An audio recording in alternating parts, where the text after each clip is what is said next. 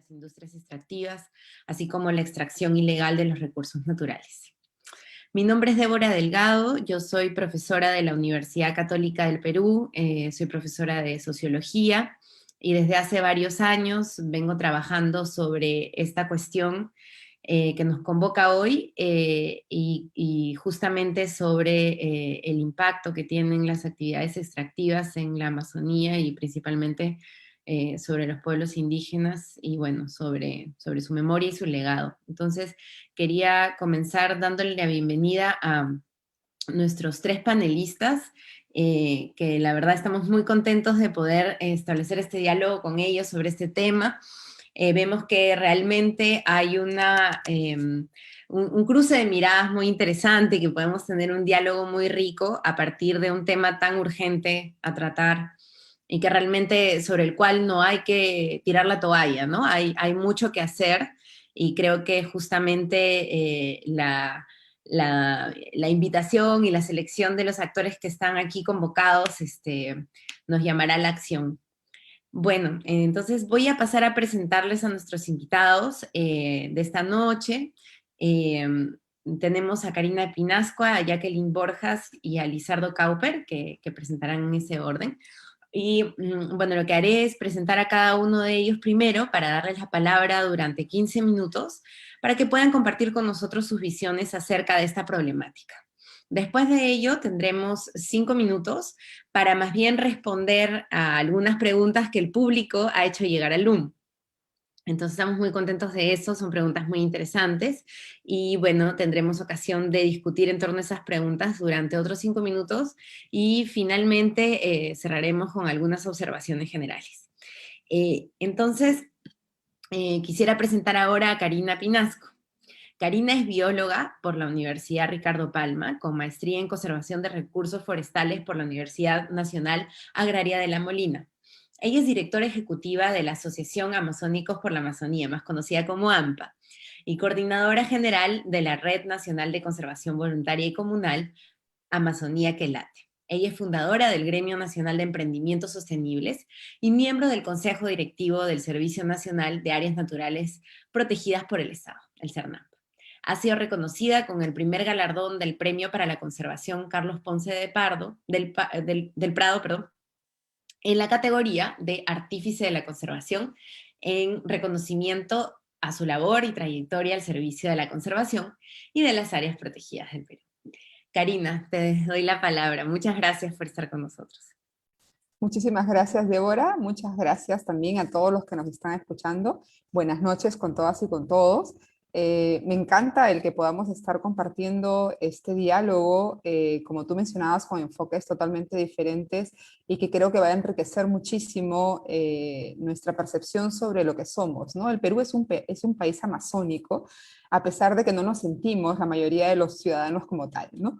Tenemos en términos de superficie, con criterio de cuenca, más del 74% del territorio. Cuando digo criterio de cuenca, veo también la parte andina y veo cómo es el tema de las cabeceras de cuenca, y que todo lo que va hacia el Atlántico ya corresponde a lo que es la cuenca amazónica. 74% de nuestro territorio. Casi todas las regiones, o también llamados departamentos del Perú, tienen, aunque sea un cachito de Amazonía, pero no lo sabemos, incluso desconocemos de esa maravillosa diversidad que contamos. Además de eso, con criterio de bosques corresponde casi el 60%, y eso hace además que tengamos una riqueza enorme, ¿no? Los bosques son un enorme potencial para nosotros, para todos y todas los peruanos, pero además la riqueza cultural que eso abriga con todos sus conocimientos tradicionales, la riqueza que tenemos desde nuestras poblaciones ancestrales. Yo soy amazónica, por lo tanto me hace muy feliz poder compartir esto también desde otra mirada, a pesar de que el fenotipo no me ayuda mucho. Soy nacida en Juanjuy, en la zona de Alto Guayaga, y me siento súper contenta de poder compartir en estos momentos, ¿no? Pero además también cómo lo hemos relacionado, la Amazonía, pueblos indígenas. Yo me voy a no solamente concentrar en pueblos indígenas, sino también en comunidades locales, y la crisis ambiental, que en realidad la pandemia responde a una crisis ambiental, a una crisis climática mucho mayor, ¿no? Es como esa caricatura que hemos estado viendo últimamente en las redes sociales, donde veíamos la crisis de salud sanitaria por la pandemia, la crisis económica, y luego tenemos una super ola de la crisis climática, y que si no logramos solucionar, no somos ambiciosos con relación a las medidas de mitigación y adaptación que podamos tener, pues simplemente el panorama no es tan auspicioso, ¿no? El Perú es uno de los países, y eso es algo que es importante mencionar, más corrupto en el contexto de la pandemia. Se ha puesto en evidencia que la corrupción es el peor de los virus, ¿no? Y está matando a más gente que el mismo COVID. Además de visibilizar con mayor énfasis las enormes brechas existentes, brechas que se han acentuado en poblaciones vulnerables como indígenas y campesinas, incluso mujeres de la población rural, ¿no? Así como con las y los custodios voluntarios del patrimonio natural, mujeres y hombres valientes que defendemos, me incluyo en el paquete, nuestros territorios hasta con nuestras propias vidas, ¿no? Sin ir muy lejos, hace ya un par de meses, las mafias del tráfico de tierras han asesinado a 2 hermanos cacataibos de Selva Central, que suma la larga lista de asesinatos a lo largo de los años sin que estos sean resueltos todavía, ¿no? Igualmente, hace un par de semanas, un grupo de narcotraficantes recibió con armas de fuego a custodios forestales que estaban cumpliendo con sus labores de control y vigilancia en una concesión para conservación en Ucayali, ¿no? Tema que fue denunciado, pero aún no ha sido atendido por las autoridades. Hoy más que nunca hay que tomar medidas efectivas desde el gobierno para resguardar no solo los bosques amazónicos, sino a quienes habitamos en ellos y nos atrevemos a resguardarla y defenderla, ¿no? Por lo que una de las cosas, y hoy día entró en vigencia, y es como que una alegría, pero también es un tremendo dolor, porque no hemos ratificado el Acuerdo de Escazú, ¿no? Y el Acuerdo de Escazú para nosotros es un tema pendiente y urgente para el gobierno que entra a partir de julio, porque es necesario que accedamos, y seguramente Jacqueline va a hablar con más amplitud sobre el tema, a la justicia ambiental como un derecho humano fundamental, ¿no? Yo saludo el que el día de hoy también se haya publicado en el peruano el mecanismo intersectorial para la protección de personas defensoras de derechos humanos, donde incluyen a los defensores ambientales, pero creemos que todavía es insuficiente, ¿no? Necesitamos establecer medidas mucho más fuertes. Otra de las cosas que quería mencionar es que la Amazonía no es un tema meramente de pueblos indígenas y meramente del tema ambiental, ¿no? Como la mayoría de tomadores de decisiones y de las urbes lo tienen en su imaginario, ¿no? En el colectivo. Es un territorio, por lo tanto, como es un territorio, tenemos que darle una mirada integral, ¿no? Y ser conscientes de que está en amenaza permanente por las diversas dinámicas que ocurren dentro de ese territorio, ¿no? Y eso es una de las amenazas más fuertes, es ahora la deforestación, y que además dentro de la visión de cambio climático es uno de los mayores agentes de emisión de gases de efecto invernadero, ¿no? Todo lo que es deforestación y cambio de uso del suelo, y que sigue creciendo. Y los datos que han demostrado que a pesar de la pandemia y las medidas de restricción sobre la movilidad, el 2020 ha aumentado el índice, con el terrible récord de ser el tercer país de toda la cuenca amazónica, de los países amazónicos, y el quinto del mundo más deforestado. 190.000 hectáreas en promedio, y que representa 50.000 hectáreas más que el 2019. ¿No? Donde el cultivo ilegal de la coca, a pesar de que las notas de prensa no lo digan, pero alguien que vive directamente, y seguramente Lizardo lo va a mencionar también, está creciendo de una manera alarmante. Y eso es una situación que particularmente me asusta, y me asusta mucho, porque yo nací en Juanjuy, en el Alto Guayaga, y sabemos por experiencia que el narcotráfico está acompañado por el terrorismo, además de por más corrupción, genera conflictos sociales, que ya todos conocemos, y es una historia que no debemos repetir, no debemos dejar que eso se repita, ¿no? Asimismo, somos testigos, enormes testigos de tala ilegal que se dan en comunidades nativas, que en la mayoría de casos, por ejemplo, en las zonas que trabajamos en Alto Amazonas, son engañados por madereros que quieren blanquear su madera con permisos de aprovechamiento de las mismas comunidades, y al final las comunidades terminan siendo las que tienen que pagar las multas de OSINFOR por incumplimiento de sus permisos. O sea, y al final dicen, pero no entiendo, ¿por qué tengo que pagar cuando yo cumplí? Claro, cumplió con los acuerdos con el maderero, pero el maderero no cumplió con lo estricto que tienen que ser estos permisos de aprovechamiento, ¿no? Es principalmente ausencia del Estado, pero también desconocimiento de normas que es importante solucionar. El tráfico de tierras es otro de los problemas particularmente muy fuerte y que se ha incrementado en temas de pandemia, ¿no? Y en muchos casos avalados por las autoridades de turno y promesas electorales. Pero además de eso, tenemos que este tráfico de tierras ha aumentado el 2020 y sigue aumentando ahorita, porque hay todo un proceso de migración inversa, ¿no? O sea, la gente que salió antes del campo a la ciudad ahora están regresando al campo justamente por falta de oportunidades dentro de la ciudad y buscan tierras donde sea, y casi siempre son tierras de protección, y que es importante también mencionar, ¿no? Además del cambio de uso de suelo para actividades agropecuarias a mediana y gran escala, así como absurdas obras de infraestructura, ¿no? Me acabo de enterar nomás que a pesar de tener el informe negativo de la Autoridad Regional Ambiental en San Martín, por ejemplo, las autoridades han anunciado, lo anunciaron ayer, que harán la carretera sí o sí Moyobamba-Balsa Puerto, ¿no? Perjudicando a pueblos indígenas Awajún y Shawis, muchos de ellos con el pendiente de la titulación de sus territorios, ¿no? Que están en proceso de titulación, pero también afectando sus principales medios de vida. Zona que por corresponder a la última cordillera subandina guarda una gran biodiversidad y cantidad de endemismos, ¿no? Esta carretera lo único que propiciará, además de la pérdida en términos ambientales, económicos y sociales, es la invasión y tráfico de tierras en territorios ancestrales que debemos resguardar, y que además, ¿dónde quedó la consulta previa, ¿no? Eso es como que contradictorio. Otro de los problemas es la minería ilegal, que sigue creciendo más allá de Madre de Dios. En 2018 nomás se perdieron más de 9.000 hectáreas, pero eso ha seguido creciendo a pesar de todos los operativos que se están haciendo. Y ahora se suman otras, ¿no? Que sigue creciendo, bueno, que empezaron hace muchos años, pero que sigue creciendo, como Loreto en la cuenca de Nanay, lo que ocurre en Condorcanqui y otras regiones donde las comunidades denuncian, las autoridades hacen de oídos sordos. Y bueno, la inamovilidad producto de la pandemia, en la mayoría de casos ha resultado ser un excelente pretexto para no atender las denuncias en campo, ¿no? Muchos dicen, no podemos hacer pandemia. Ok, pero ¿qué pasa dentro del territorio, no? Sin embargo, la mayor causa de la deforestación es la agricultura migratoria a pequeña escala, como una operación hormiga, situación que también se ha agravado por la pandemia, porque como mencioné hace un rato, hay un proceso de migración inversa muy intenso y preocupante, y además retadora, ¿no? Y la migración se da en la mayoría de casos por poblaciones que han sido excluidas de zonas andinas por la minería formal. Vaya contradicción, ¿no? Otro de los temas, y que ya viene la temporada y hay que estar alerta, son el tema de los incendios, ¿no? Una práctica convencional, entre comillas, que ahora debe prohibirse porque la crisis climática lo que ha hecho, bueno, con tanta deforestación se ha reducido la posibilidad, la humedad que tenemos en el bosque, por lo tanto la resiliencia también ante el tema de los fuegos, ¿no?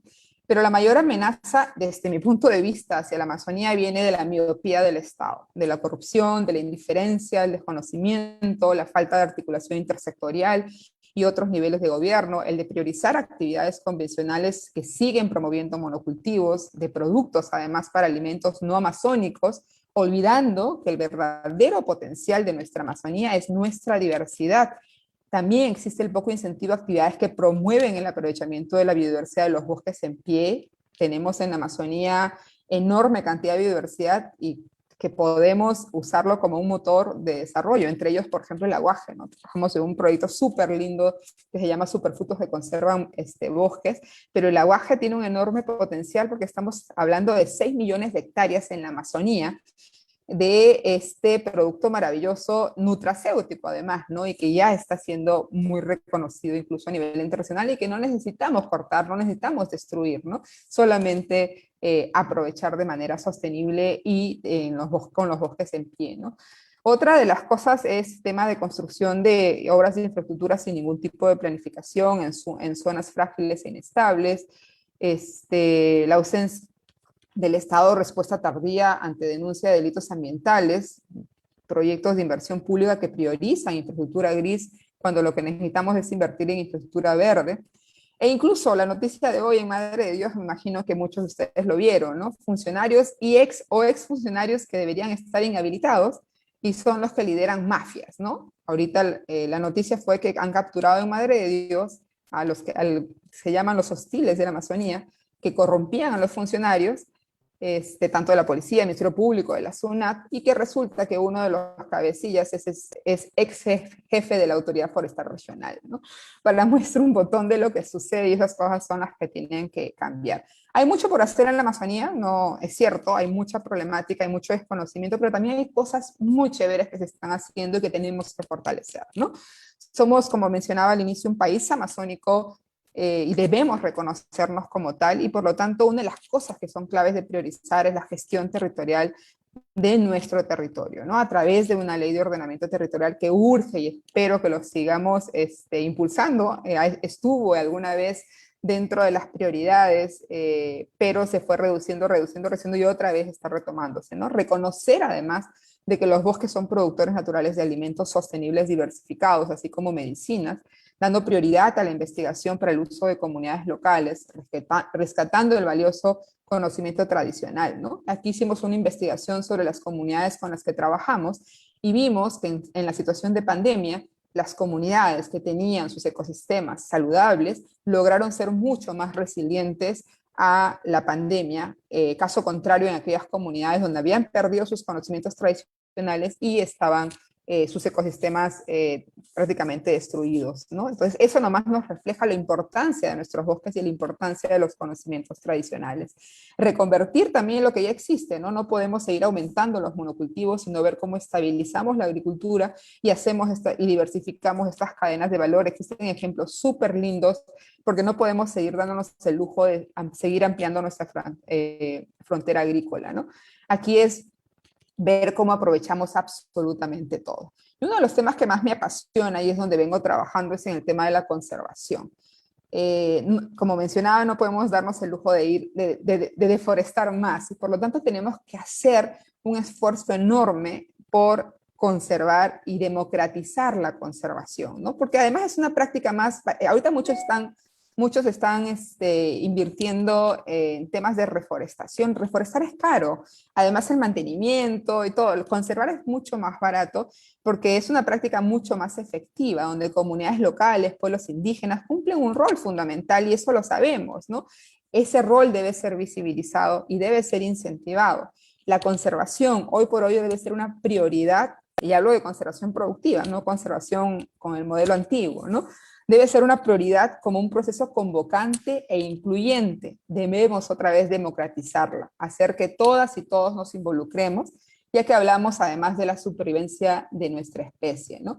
Otra de las cositas, y con esto ya casi voy cerrando, es apostar por la formación de recurso humano. Tenemos que ver cómo reformulamos las currículas. ¿Por qué? Porque es necesario que haya gente formada para aprovechar los recursos de manera sostenible, ¿no? No podemos repetir modelos de la costa en la Amazonía en términos de formación, en términos de educación. Otro es el tema de fortalecer la institucionalidad a nivel tanto de sectores como niveles, pero trabajar de manera colaborativa con toda la población.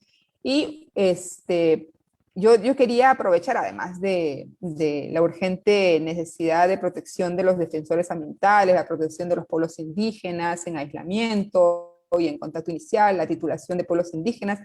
Un minutito y cierro, Débora.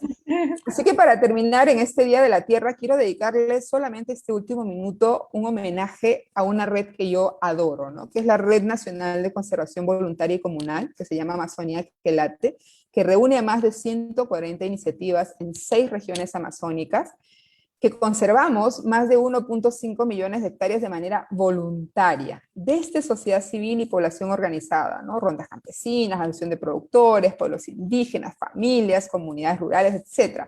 Y representamos al Estado por nuestras labores de control y vigilancia y también por nuestra eficiencia en la reducción de la deforestación y porque además dedicamos nuestra vida literalmente a resguardo de nuestro patrimonio, un ahorro de 11.5 millones de soles al año, que no son visibilizados y mucho menos reconocidos, ¿no? Un homenaje a mujeres y hombres valientes, comprometidos y con un solo corazón que late por la vida. A ellas y a ellos, infinitas gracias por tanto, por todo lo que hacen. Y estamos para sumar, necesitamos realmente gente valiente, creativa, innovadora, y una ciudadanía que se involucre aún más en este maravilloso país amazónico. Así que manos a la obra. Muchas gracias. Muchísimas gracias, Karina. Muchas gracias también por recordarnos el esfuerzo voluntario de muchas personas que están en los bosques fortaleciendo su conservación diariamente.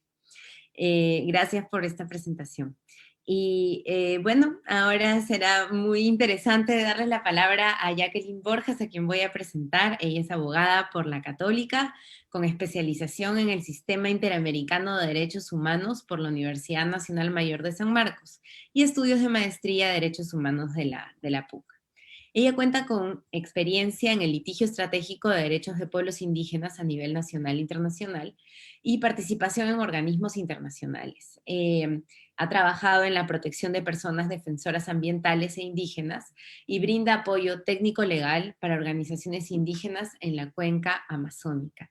Jacqueline, también tienes 15 minutos y te damos muchas gracias por participar de este panel que nos convoca. Muchas gracias, Débora. Si me dan solo unos segundos, voy a compartir la pantalla. Perfecto. Te voy a avisar a los 3 minutos antes de cerrar. Sí, no hay problema.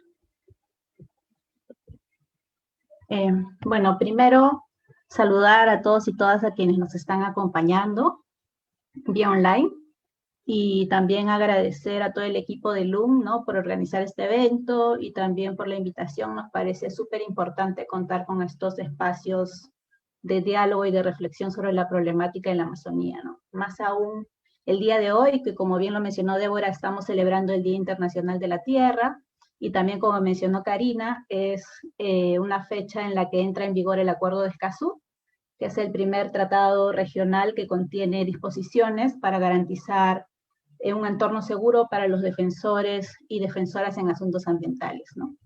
En ese sentido, lo que voy a compartir ahora se va a focalizar justamente en la defensa de los derechos humanos de los pueblos indígenas.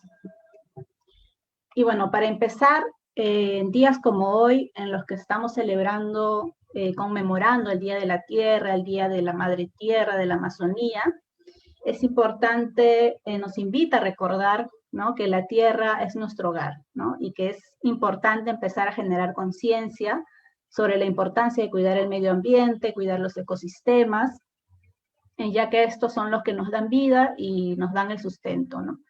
Esto cobra mayor relevancia cuando nos referimos a los pueblos indígenas. Como podemos ver aquí, son los pueblos indígenas quienes habitan en la Amazonía, concretamente a nivel de la cuenca amazónica, que está conformada por 9 países, entre ellos el nuestro, Perú, donde tenemos una población estimada de 3.5 millones de habitantes, indígenas que están ocupando sus territorios por más de 10.000 años.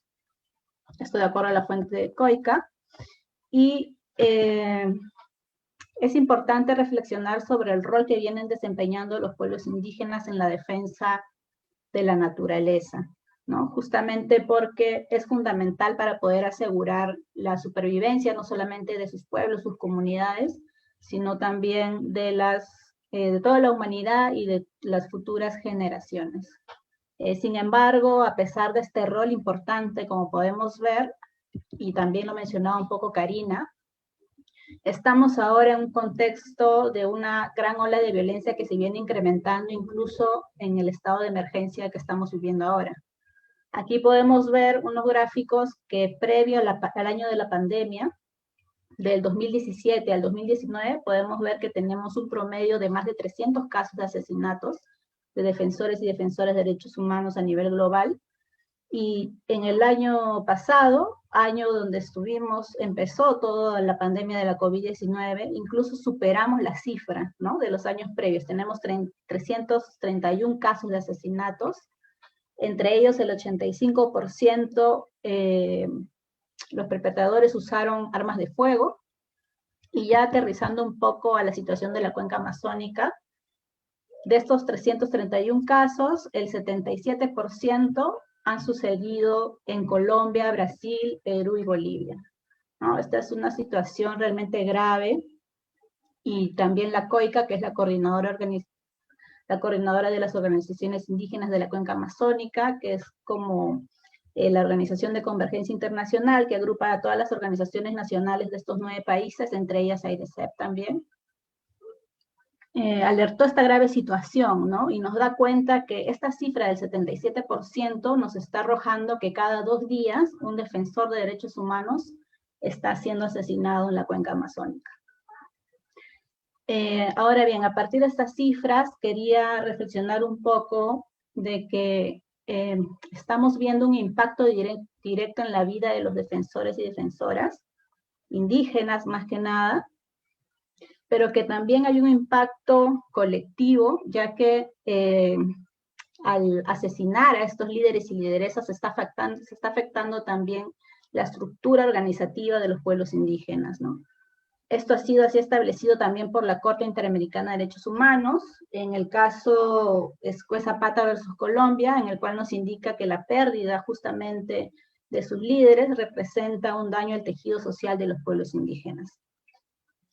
Esto también estaría reflejando una voluntad expresa de silenciar sus voces, ¿no? Y con todo ello se está perturbando su organización, su estructura organizativa, pero también se está obstaculizando su capacidad de poder expresar sus preocupaciones sobre aquellas cuestiones que atañen a sus comunidades. Ahora bien, algo que también quería reflexionar sobre estas cifras es que estos asesinatos nos están también evidenciando que hay un problema estructural, ¿no? Que es justamente la falta de titulación. Como podemos ver aquí, el 69% de los defensores asesinados ejercían una labor de defensa de la tierra, el medio ambiente y los derechos de los pueblos indígenas, vinculados justamente a la incidencia en la titulación. Y aterrizando un poco a nuestro país, como podemos ver aquí, tenemos, de acuerdo a la fuente de la Coordinadora Nacional de Derechos Humanos, se tiene un registro de 8 asesinatos en los años del 2013 al 2019. Y podemos ver que solo el año pasado tenemos un registro de 8 asesinatos, ¿no? Es decir, tenemos el mismo número de asesinatos que se cometieron en 7 años, incluso estando en un año de emergencia sanitaria. Y ya en el primer trimestre, de enero a marzo de este año, se van registrando 3 asesinatos. Entonces estamos viendo que la ola de violencia, efectivamente, como también lo mencionó, me parece, Karina, se está agudizando. Y un poco para evidenciar justamente que estas cifras de asesinatos están reflejando una falta de titulación de territorios, podemos ver aquí 2 casos de los 8 mencionados. En este caso está el del hermano Armildo Meléndez Grandes, que en paz descanse, y también del hermano Gonzalo Pío Flores. En el caso de ambos, ellos ejercían una labor de defensa del territorio, ¿no? Estaban haciendo labores de incidencia para la titulación de sus comunidades. En el caso de Lapo Arbildo, él es líder del pueblo Cacataibo, entonces está haciendo la incidencia para la titulación de su comunidad nativa Unipacuyacu, y en el caso de Gonzalo Pío, estaba haciendo la incidencia para la titulación de la comunidad Nuevo Amanecer de Hawái en Junín. En el caso de los dos, fueron asesinados durante el periodo de cuarentena, ¿no? Arbildo el 12 de abril y Gonzalo Pío el 17 de mayo.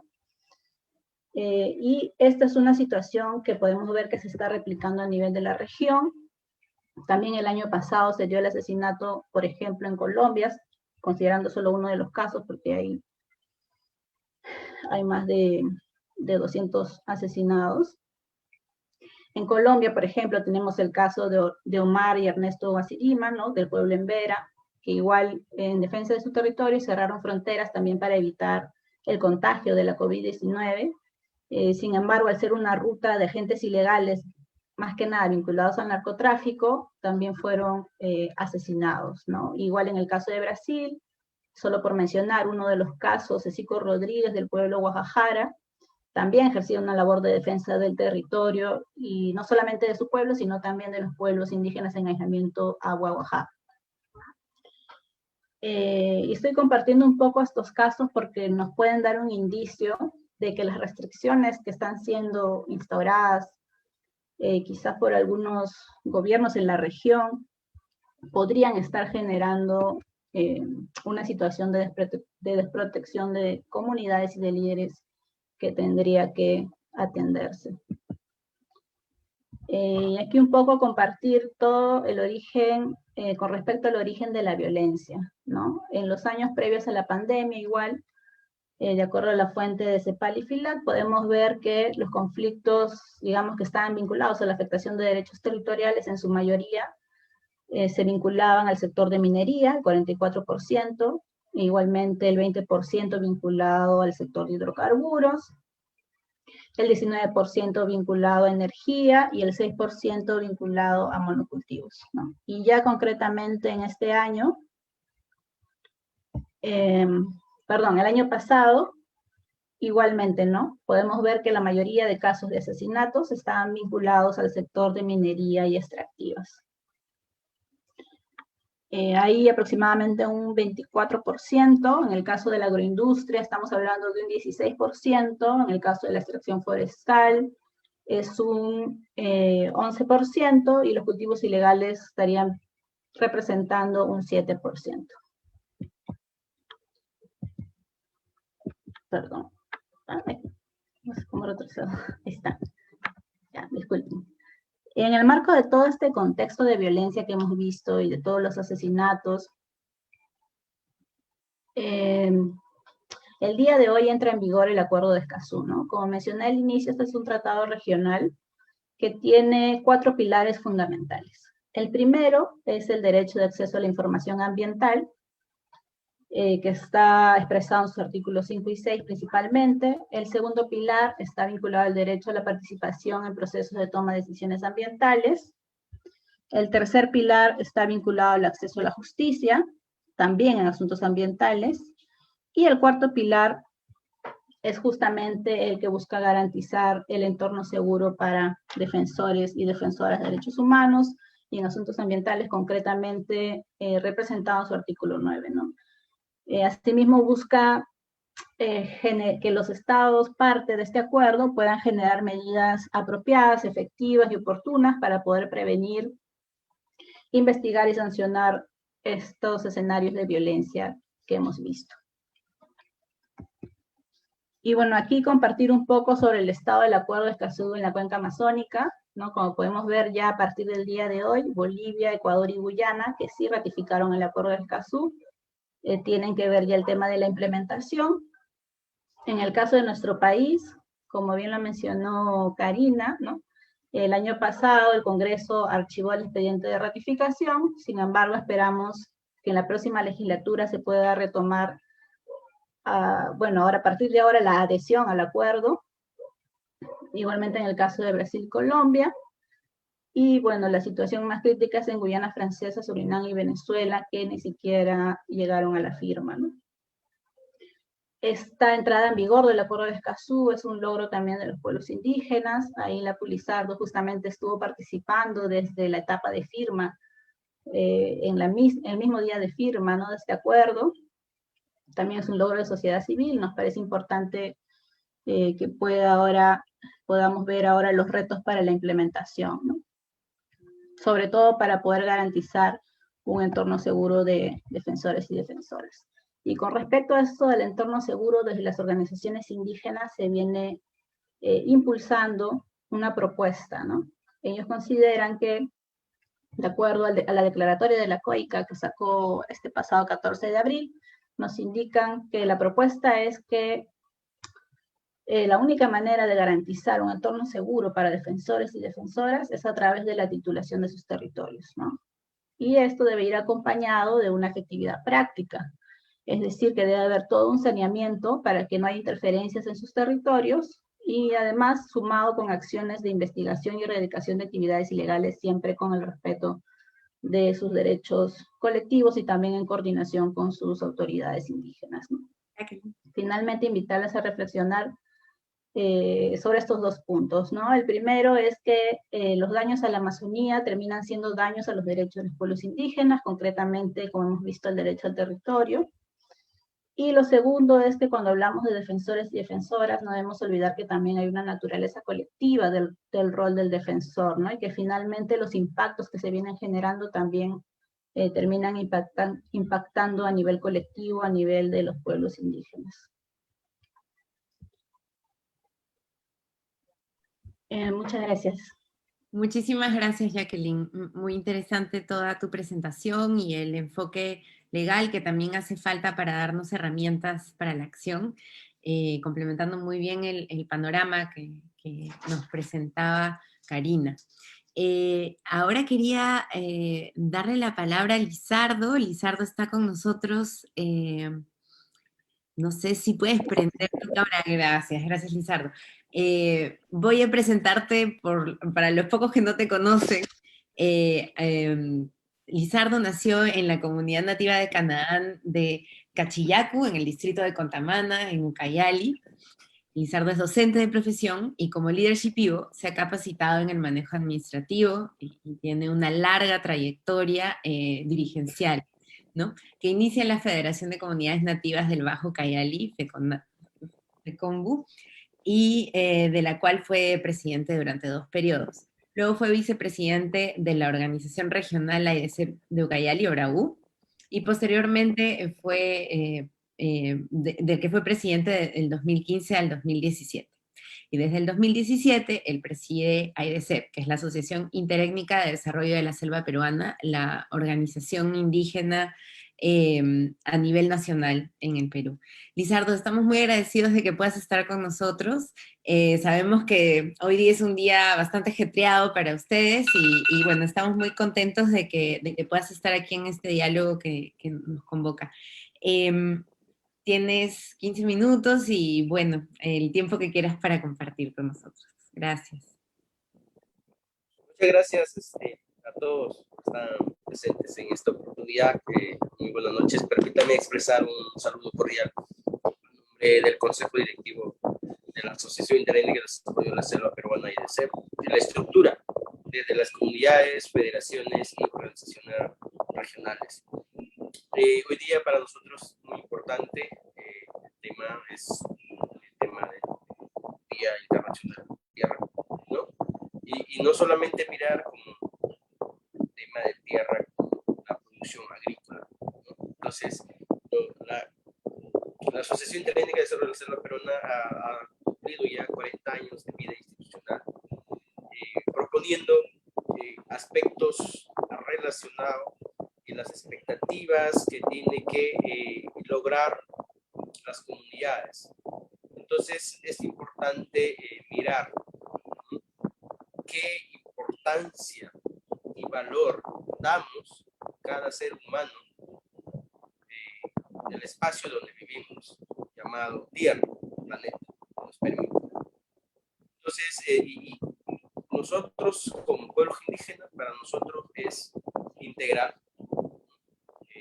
holístico, y damos pues valores agrológicos, valor económico, por supuesto, también cultural y finalmente espiritual, ¿no? Entonces, estos valores que damos es por eso nuestra lucha, reivindicativo y ejercicio de nuestros derechos colectivos que tenemos no reconocidos a nivel internacional, y que esos derechos que tienen los pueblos indígenas sean respetados. Tenemos el derecho colectivo de libre determinación, por ejemplo, autonomía.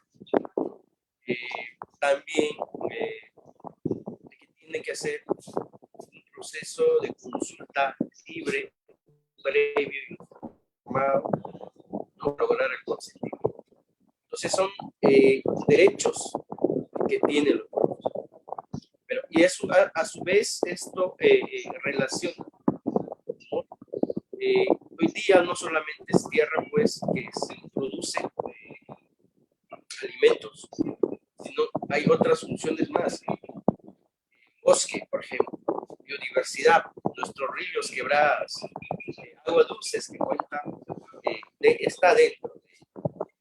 Entonces, todo esto son conectados para nosotros, relacionados y con prevenciones específicamente muy importantes para los pueblos. Nosotros no miramos, por ejemplo, a un tronco de árbol, a una madera, simplemente madera, cotizado en dólares o en soles, más allá otras funciones. Ese mismo árbol, su corteza, considerado como medicina. Ese árbol mismo que produce frutos, que da alimentos, no solamente a seres humanos que vivimos, sino animales también. A ese mismo planta o árbol consideramos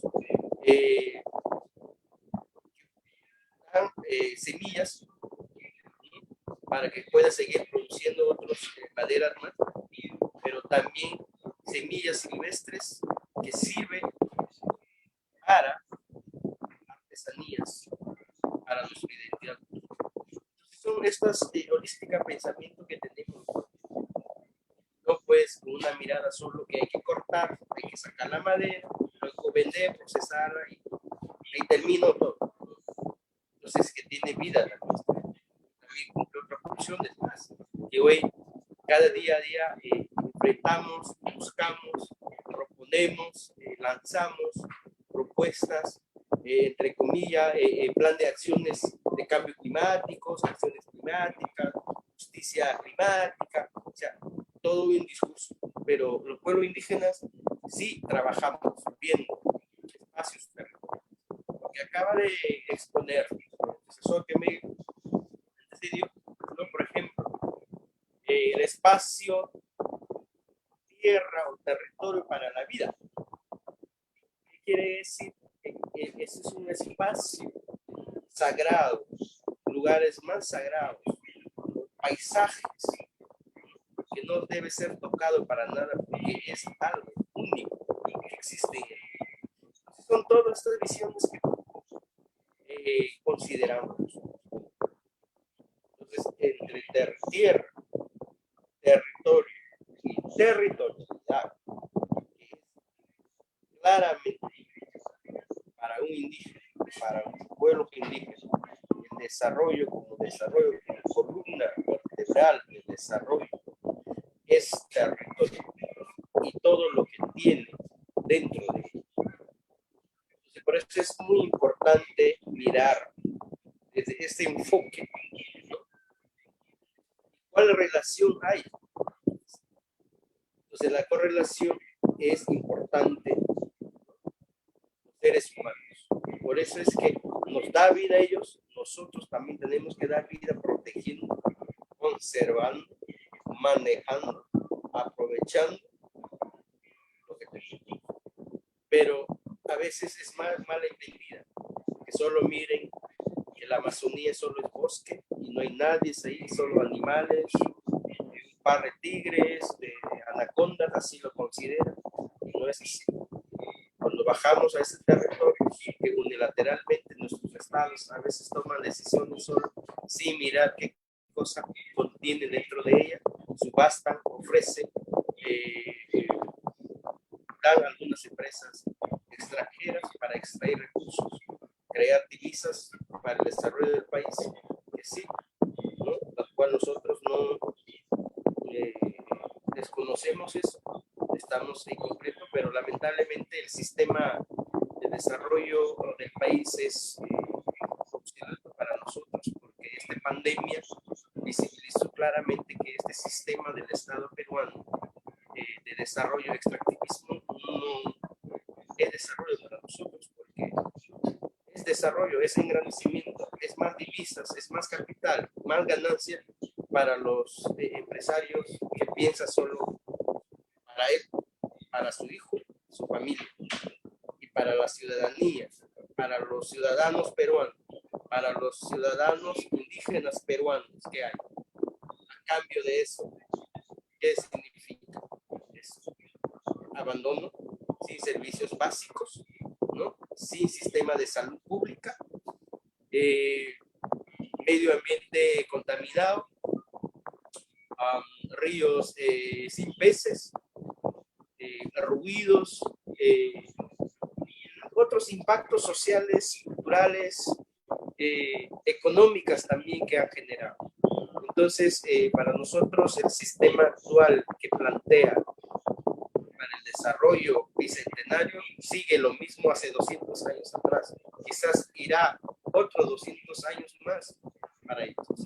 200 años de saqueo, 200 años de pobreza, 200 años más de no prioridad a los pueblos indígenas en la administración pública del Estado peruano, ¿no? Nos seguirán considerando comunidades vulnerables, en extrema pobreza. Entonces yo creo que no hay lógica, propuestas incoherentes.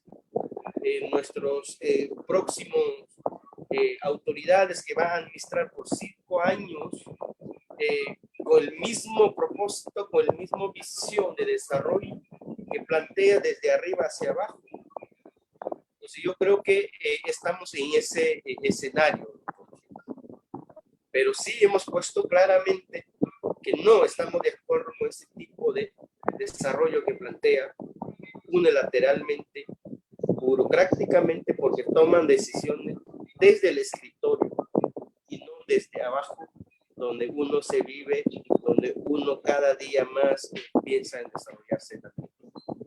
Entonces, pero hoy día es un momento de reflexión hasta dónde hemos avanzado. También nos preocupa mucho es que espero este nuevo Congreso ratifica el acuerdo de Escazú, ¿no? Que muchos empresarios le dan pánico más que el COVID, ¿no? Le asusta porque aprendieron y quieren seguir haciendo lo que han venido haciendo, ¿no? Sin brindar información a la ciudadanía, ¿no? ¿Qué es lo que hacen? ¿Cuántos capitales están dejando? ¿No? ¿Cuál es la ganancia que deja para los ciudadanos peruanos? Y nunca han brindado ese tipo de información, por eso le da mucho pánico, porque dentro de eso está articulado el tema de corrupción que se ha visto, ¿no? Entonces yo creo que ya es momento de cambiar en un país democrático que reconoce pueblos indígenas, que reconoce toda la diversidad biológica, ecológica que existe en la Amazonía, ¿no? Entonces, que los peruanos también reflexionemos y miremos cada vez que el Ejecutivo o el presidente toma decisiones unilateralmente, quiere aplicar nuestras normas nacionales y olvidando las normas internacionales. Cada vez que se siente que de esa manera va a fortalecer nuestra economía en el país, pero desconocen que existen seres humanos que tienen derechos, que el Estado peruano no garantiza la vida ni salud. El Estado peruano y su estructura a veces prioriza el tema de divisa, el tema de economía, el tema de plata, ¿no? Primero antes la vida de sus pueblos o de sus ciudadanos. Dinero o plata se puede recuperar o se recupera. Eso es entendible. Y esta pandemia estamos viendo eso. Ningún empresario está perdiendo esta oportunidad. Han dado millonadas para que puedan recuperar su vida. Pero la vida de los ciudadanos que siguen muriendo hoy hasta este momento, ¿de qué manera se va a recuperar? ¿Saben cuántos niños huérfanos existen en estos momentos? ¿Cuántas viudas existen en estos momentos? ¿Cuántos viudos quedaron? Y sin tener servicios básicos, sin tener sistema de salud pública, sin tener comunicación, sin tener reactivación económica. Entonces eso es preocupante. Siempre han pensado lo que tienen más, seguir teniendo más, y los que no tienen, seguir teniendo nada. Teniendo. Eso es lo que más indigna, ¿no? Y cuando salimos a protestar de esta iniquidad de pensamiento, que solo piensan desde arriba, que así tiene que desarrollarse, y así tiene que ser nuestra educación, así tiene que ser nuestra salud, ¿no? Entonces, en ese sistema estamos viviendo. Pero es momento de reflexionar ahora nuestros próximo Congreso de ingresar nuestros próximos ejecutivos y también nuestros poderes judiciales. Y básicamente el presidente que va a asumir en este bicentenario. Pero todas las propuestas vemos igual, todo elaborado de escritorio. ¿Dónde está la participación efectiva y eficiente de los pueblos indígenas? Solo es un decir. Están utilizando los especialistas en pueblos indígenas. ¿En qué se especializaron? ¿Y dónde están los pueblos indígenas? Entonces, en todo el aspecto, para nosotros el sistema, por eso siempre hemos mencionado, es discriminador. Nos discrimina y nos abandona. Nos criminalizan. Nos categorizan, personas de tercera categoría. Nos consideran como salvajes. Y en ese mismo espacio geográfico que venimos defendiendo, protegiendo, conservando, para seguir teniendo, y nosotros consideramos para seguir viviendo. Entonces estamos frente a dos corrientes económicas que no se entienda o no se entiende claramente en el país, que reconoce como país pluricultural. Entonces yo creo que estas reflexiones como un día como hoy es importante. Y también decir que reflexione las grandes empresas, los grandes élites, que no solo piensen solo para él, para su futuro, para sus hijos, para sus nietos, ¿no? Y a qué tipo de cambio, a qué tipo o cambio reciben ganancias, sacando industrias extractivas, o donde corrió sangre, donde siguen muriendo personas, ¿no? Entonces hay que ver los grandes bancos, las grandes corporaciones que hacen prestaciones para que luego recuperen su economía, pero no saben de dónde proviene esa trazabilidad que puede venir la plata de devolución de interés. Mataron 5 indígenas, 4 indígenas, criminalizaron tantos indígenas. Entonces eso hay que corregir y ahí tiene que reflexionar. Los hijos de los millonarios, los hijos de las corporaciones tienen que mirar el nuevo escenario político. ¿Qué tipo de plata mis padres como grande empresario reciben? Matando a cuántos indígenas, vulnerando cuántos derechos. Entonces nos toca hoy reflexionar. Y hay que educar en ese sentido. Y eso a veces apoya el Congreso, eso a veces apoya el Ejecutivo, apoya el policía, apoya el juez, apoya el fiscal. Luego estamos diciendo que vivimos en un país que respeta derechos humanos. No es así. En plena pandemia acaba de ver.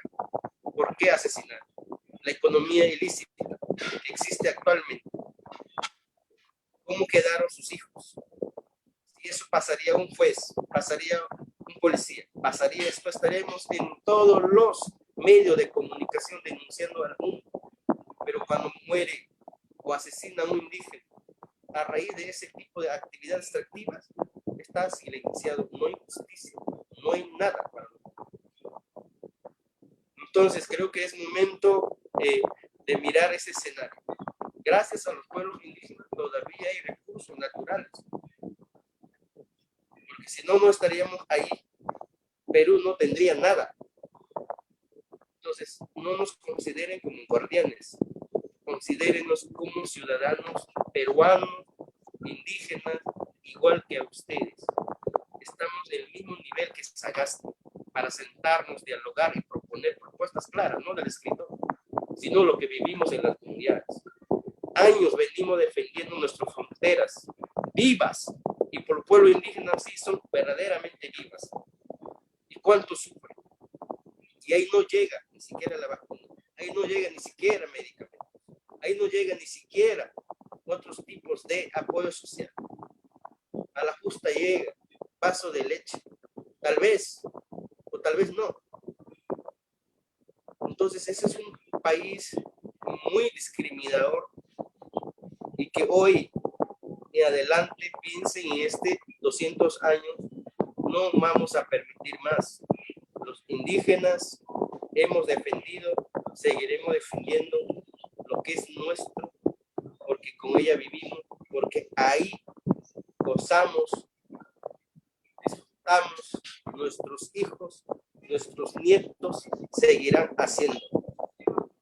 Pero eso no significa que estamos obstaculizando el desarrollo del país, porque todos los contratos que firman solamente es para el beneficio de un empresario y sus hijos y a sus amigos, no para todos los ciudadanos peruanos. Entonces, eso es lo que tenemos que mirar. Hay que mirar el nuevo escenario de matriz energética en la Amazonía. No solamente de petróleo vamos a seguir viviendo, no solamente de gas o de minería, no de madera solamente. Hay que ver el nuevo escenario que plantea. Y esta reactivación económica que plantea hoy, ¿cuántos empresarios indígenas o no indígenas de la sierra o de la selva están recibiendo este apoyo? No, no hay ni uno. Es muy preocupante. Finalmente, quiero decir, desde este espacio y todos los que nos están escuchando, los jóvenes estudiantes, universidades, académicos, futuros ministros, viceministros o congresistas, hay que reflexionar. Los pueblos indígenas necesitamos un espacio de toma de decisiones bilateralmente. Estamos cansados de tantos diálogos, de calmantes, firmando actas sin acuerdo. Nuestras propuestas son claras. Necesitamos el 1% de presupuesto para implementar la demanda de pueblos indígenas. Tenemos los 14 ejes temáticos para apoyar al gobierno peruano, nuestra contribución de lo que ya venimos haciendo y lo que vamos a seguir haciendo.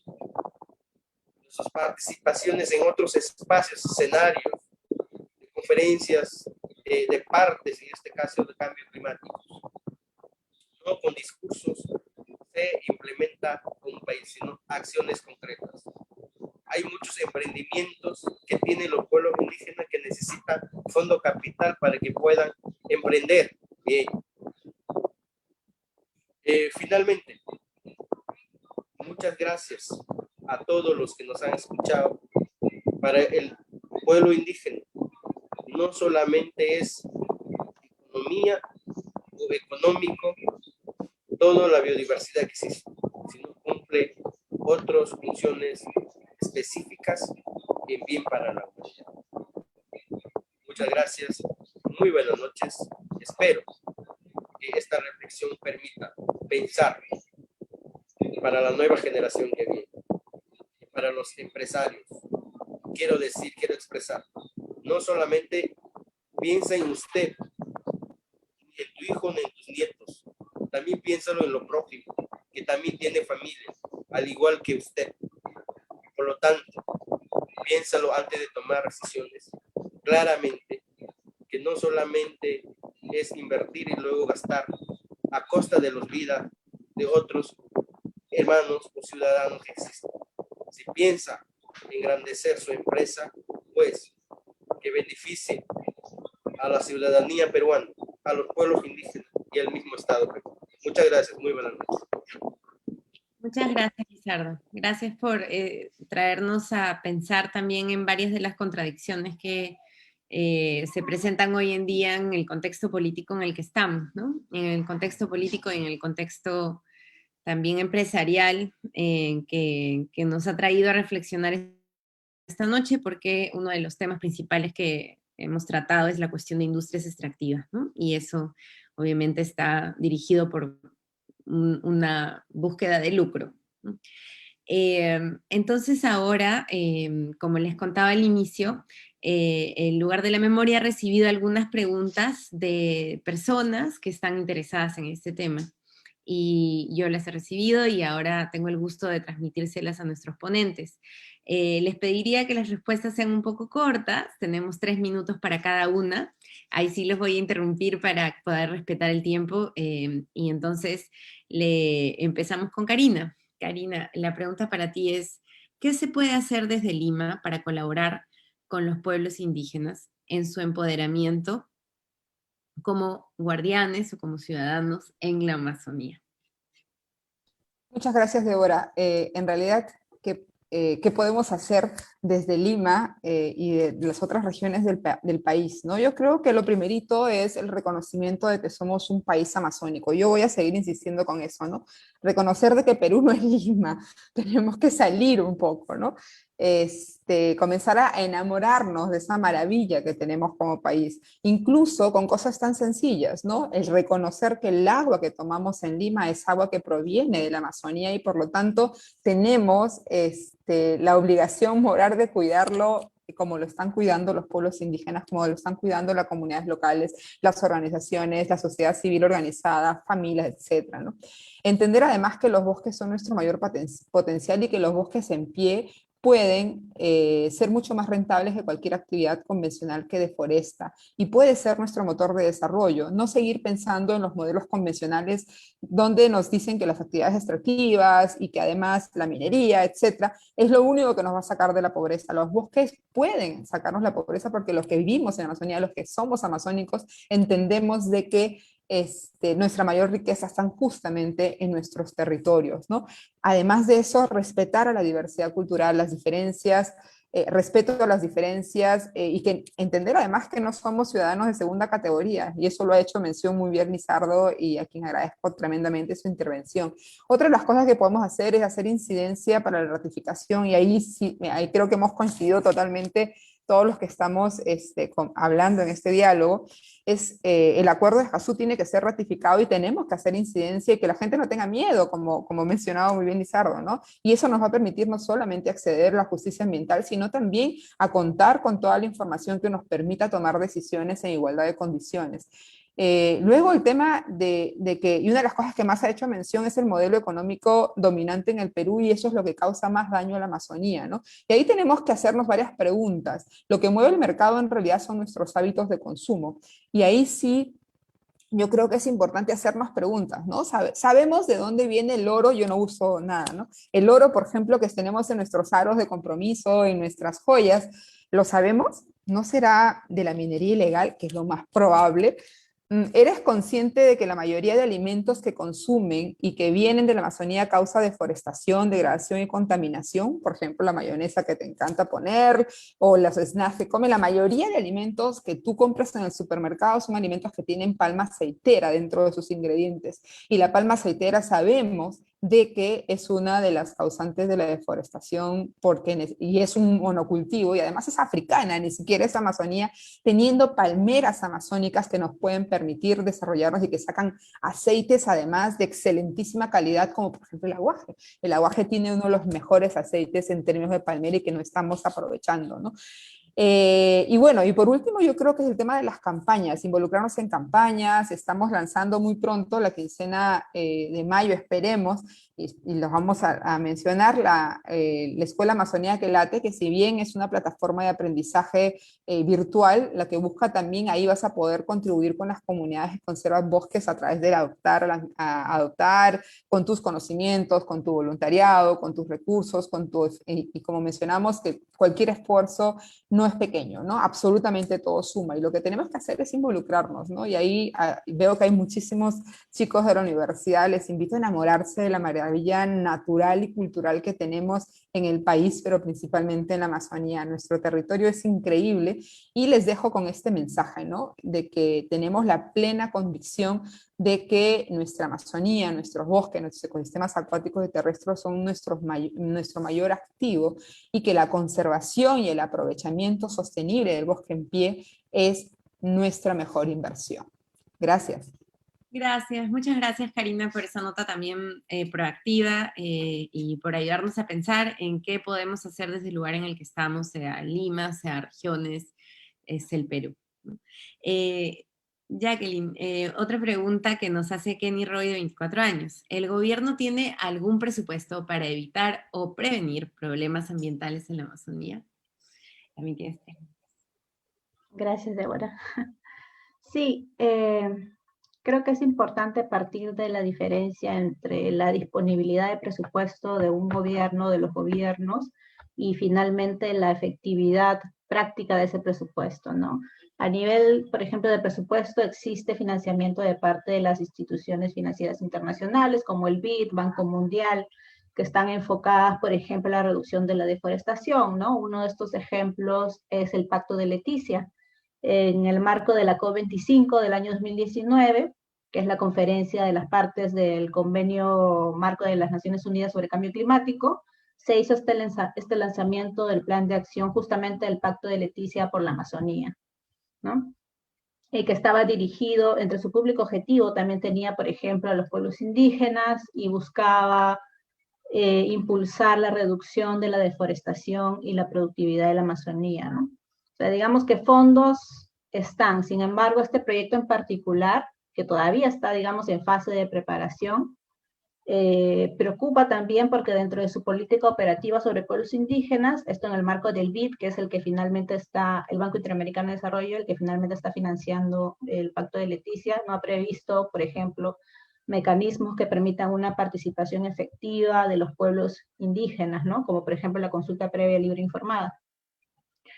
Digamos, el presupuesto disponible hay, por ejemplo, también está el caso del presupuesto del PTRT3, que es más enfocado a la titulación de comunidades, pero esta titulación se está avanzando como titulación individual y no comunal, ¿no? O sea, hay un tema de una brecha entre lo que buscaría un presupuesto y como finalmente se viene implementando en algunos casos por algunas autoridades, ¿no? Y ya más concreto, por ejemplo, ahora en este contexto que estamos de pandemia, también existen fondos del Banco Mundial, del BID, para, por ejemplo, prestar atención de salud a los pueblos indígenas, ¿no? Sin embargo, de acuerdo a lo que nos han informado al menos las organizaciones a nivel de la cuenca, esos fondos no están llegando finalmente a las comunidades, ¿no? Y es por eso que la misma COICA y también el Apulizar a través de IESEP también que son parte, han lanzado su fondo de emergencia para la Amazonía, ¿no? A fin de ellos mismos poder recaudar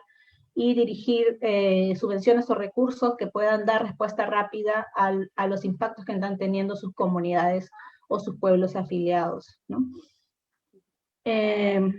Entonces, nada, invitar también a esa reflexión, ¿no? Digamos, el presupuesto, el Estado recibe presupuestos, sí, de instituciones financieras internacionales, también de cooperación, pero habría que analizar, evaluar qué tanto de ese presupuesto está finalmente teniendo impacto o cambiando las realidades de los pueblos, por ejemplo, en la Amazonía, ¿no? Muchísimas gracias, Jacqueline. Efectivamente hay una diferencia entre disponibilidad y eficacia del gasto. Y Lizardo, Apu Lizardo, si estás por ahí, una pregunta que nos hace Wendoli Mendoza, de 21 años, es ¿cuál es entonces el mayor problema que se tiene en la Amazonía peruana respecto a los pueblos indígenas? Si tuvieras que decir un problema que para ti sea como el principal, ¿cuál resaltarías?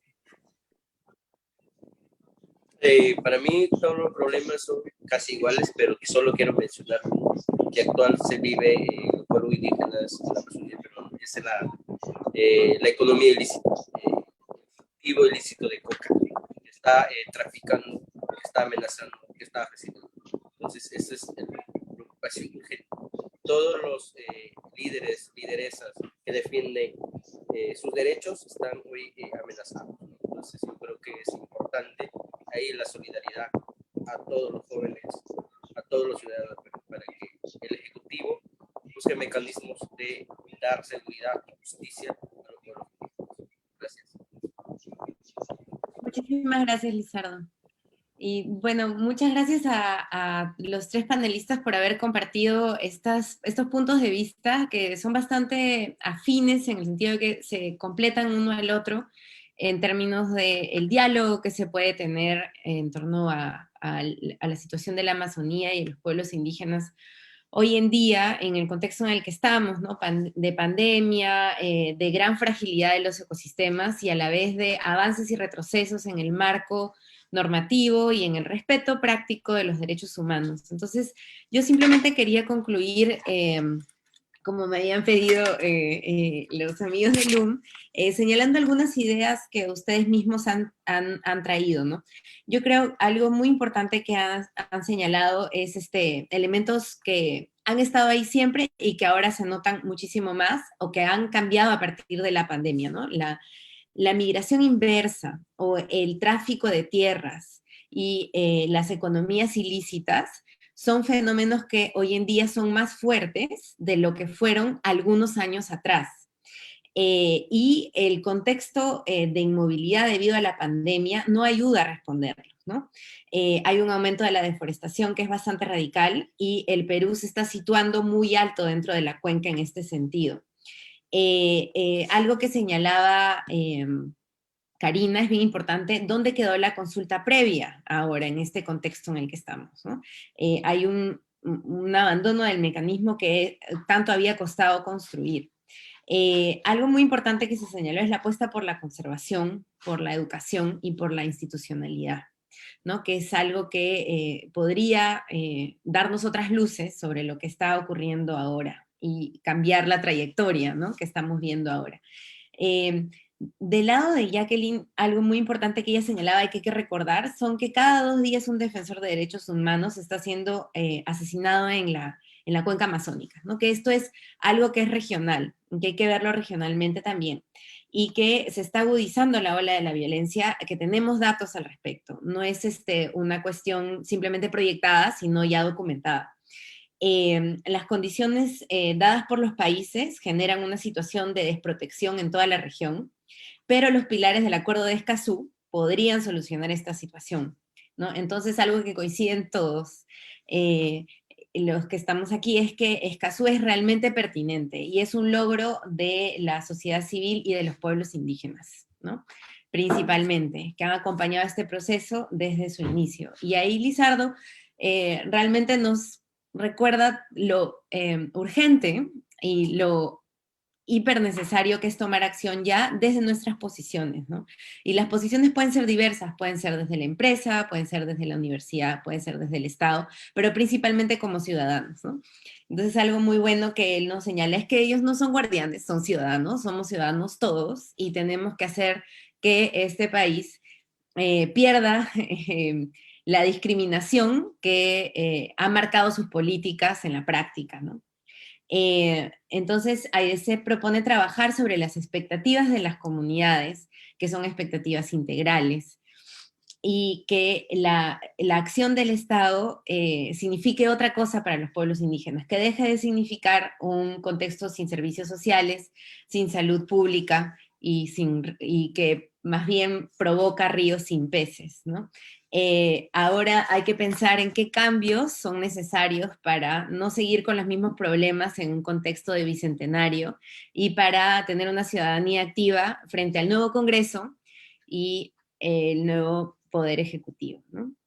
Bueno, he intentado resumir las grandes ideas que nos han presentado los tres. Ha sido realmente un placer escucharlos y ver que bueno, que seguimos trabajando y hay mucho por hacer y que no hay que bajar la guardia, aunque estemos un poco separados en este contexto pandémico en donde no podemos estar juntos, sí se puede tomar acción y estamos muy contentos de las preguntas que han dejado y de que nos hayan acompañado esta noche para tomar acción en el contexto en el que estamos.